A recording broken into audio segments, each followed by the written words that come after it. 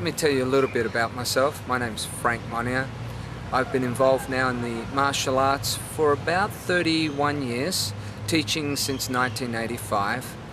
The reason I got into the martial arts was interesting. I actually got attacked by a gang of people, and my dad came around the corner and saw them, and I was about 13 at the time.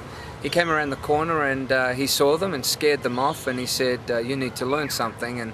And at that time I was watching the Kung Fu series, and I thought, oh, this is going to be great. I'm going to find a bald guy and he's going to get me to snatch the pebble and give me a nickname. And when I went to the school, it wasn't that at all. It was a Shotokan school, very tough and very rigid, and my introduction to the instructor, we had sparring the first night and I got kicked in the stomach and winded on my first lesson. And I thought to myself, I get beat up on the street and in this place here that's meant to help me. But nevertheless, I hanged in there and continued on with that program until I went to Budokan and several other martial arts. So the martial arts that I'm doing now is Ryukyu Kempo, and it's really a blend of a few styles. And what I mean by that is there's the Brazilian Jiu-Jitsu from John Will. We also have the Hapkido from Fari Boers and Fari in Soleski. There's weapons in there, and there's also the pressure points, and all that together. We don't really teach a system per se, like a style, but now we teach a blend, but we still give it a name, and we call that name Kempo. But it's not really Kempo, it's a mixture of a lot of things. And I've been teaching now full-time since 1987, and now we're in our full-time place in Oakley, which is fantastic. It's about 600 square meters, and we've got in Oakley there, we've been there for 4 years, 2002, and now there's something like 400 odd students there, and we've made a huge impact on the community there, predominantly because we expanded the doors, or we widened our doors, if you like, towards having the general public come in on a fitness program first. So we don't advertise. I haven't advertised for about 7 years now. So we don't advertise. What happens is people come in to do a fitness program, and from the fitness program they do a long-term fitness program, and then they enter into the martial arts program. I don't see myself as a fitness instructor or in the weight loss industry. I see myself as a warrior program, helping people to get inside themselves and bring the best out of them. So Oakley has been really nice to us, but we are looking to expand outside of that now.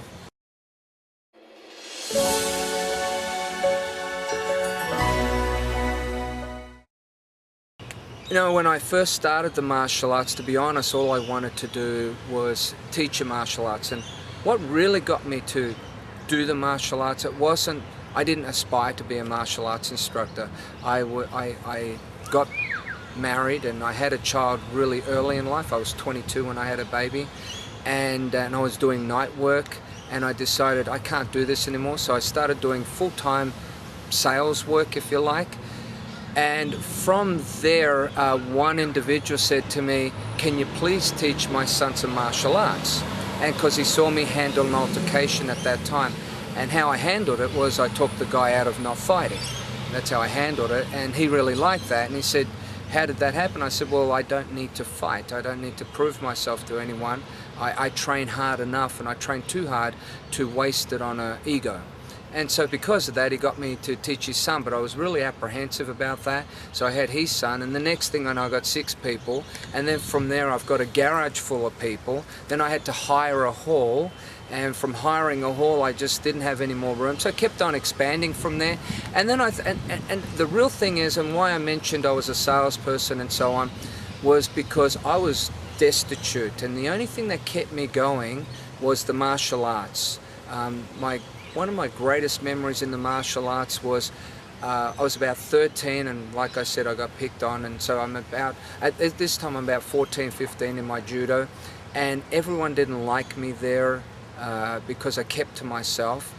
And one day a bunch of the guys in the school picked on me, and I thought, wow, I'm getting picked on everywhere here, so I guess I had that characteristic, I don't know. But what ended up happening is I left the class crying. My instructor went and grabbed me, pulled me back into into the room and said to me, you should never quit. If you quit now, you'll quit all the time. Don't start a bad habit. And I said, but they're picking on me. Life is terrible here. And he said, that's right.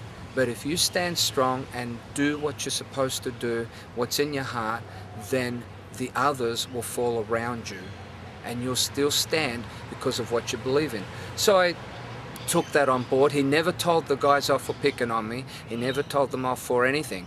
But they ended up dropping out and I ended up staying in.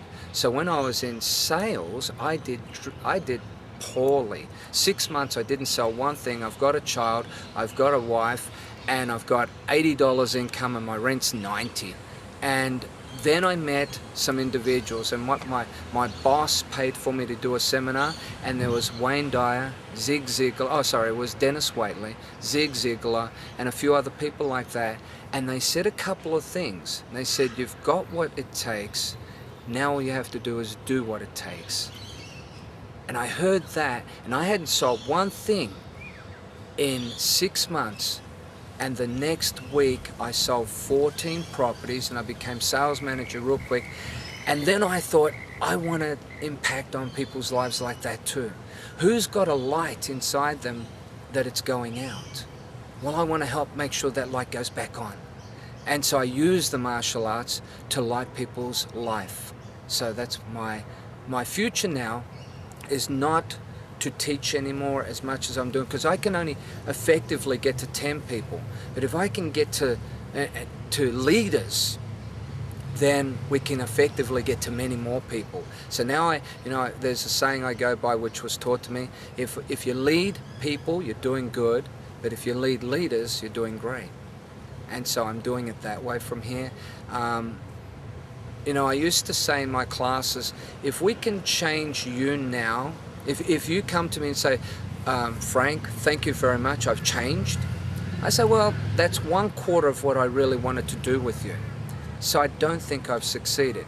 If they come and say, I've changed and I've changed my life at home with my family, then I go, okay, we're halfway there.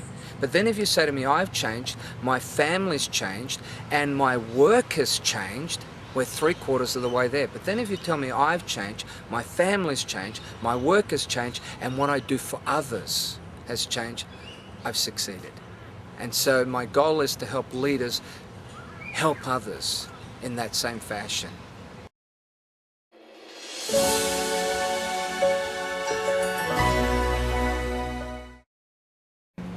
If the question comes up, what's your advice for martial artists? I guess it's twofold. First thing is, yes, keep your martial arts realistic, but I think everyone's missing the point in terms of we should be defending against all attacks. And I get attacked every day from the inside. My dreams and goals.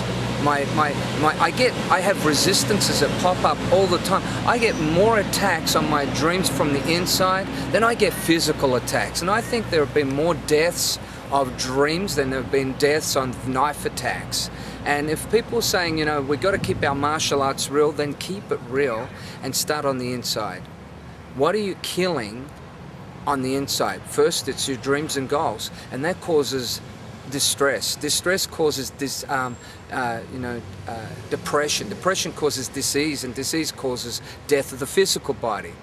So now I'm dying from not just from a dream that's died, but from a disease that I created from my thinking. So for a martial artist to say, yes, keep it real, make sure your physical's good, but also keep it real on the inside. Make sure you're defending yourself against yourself, and make sure you're defending against viruses and health issues as well. And then help others to defend against themselves, because we have more attacks on the inside than we do on the outside. So keep it real.